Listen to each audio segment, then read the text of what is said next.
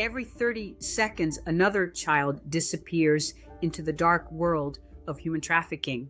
That's nearly 3,000 children per day vanishing while most of us scroll through our phones without a second thought. Those numbers are absolutely devastating. And what's even more disturbing is how traffickers have adapted to use the very technology we carry in our pockets.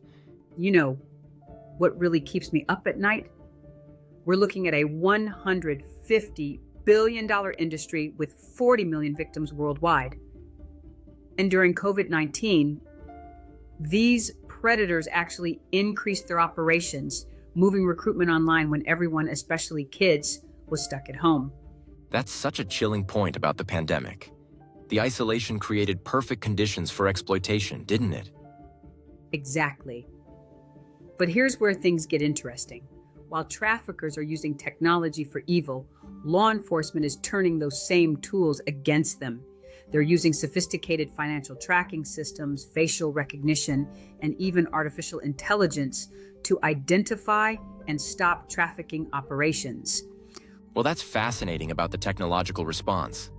I've been reading about Microsoft developing AI that can analyze context, sentiment, and emotions in text, images, and voice.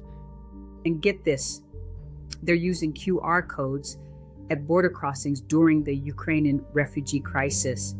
These aren't just information points. They're providing immediate access to vital services, safety tips, and even instructions for documenting their journey safely. It's like having a digital guardian angel. That's actually brilliant. And I understand they're also using satellite tracking to monitor suspicious movement patterns? Oh yeah, we're talking about advanced imaging systems watching fishing boats, trains, and ships for unusual patterns like vessels that suddenly go dark or make unexpected stops. But you know what really breaks my heart? The vulnerability of certain populations. These traffickers specifically target refugees, runaways, homeless youth, people facing economic hardship. The psychological manipulation they use is incredibly sophisticated. I mean, they've practically turned exploitation into a science.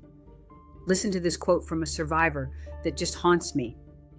They told me that I was born like a nobody and I was going to die like a nobody. They use everything from threats and isolation to drug addiction to maintain control. And here's what's really frustrating: the relative silence about this issue in political discourse. That's such an important point about the political silence. Why do you think this massive humanitarian crisis gets so little attention?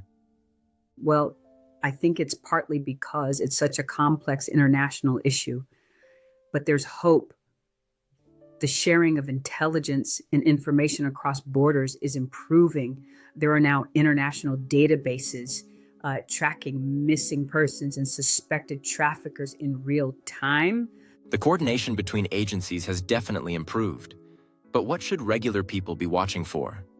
So here are the key warning signs. People who don't have control over their own ID or money, physical abuse signs, extreme fear or submissive behavior, poor working conditions, and inconsistent stories about their situation. But, and this is crucial, never try to intervene directly. Document what you see and report it through official channels. That's vital information about proper reporting procedures. It's tempting to want to help directly. You know what gives me hope? The way technology is being turned against the traffickers. We're seeing AI identify potential trafficking situations in online ads, apps that detect suspicious behavior patterns, and blockchain creating tamper-proof shipping records. Those technological advances are remarkable. It's like we're finally getting ahead of the criminals. And here's the thing. We're not just fighting trafficking reactively anymore.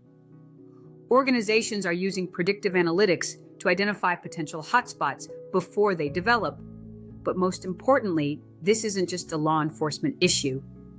It's a human rights crisis that requires everyone's awareness and involvement. That really brings it home. The idea that we all share responsibility in fighting this global crisis. Looking ahead, I'm actually optimistic.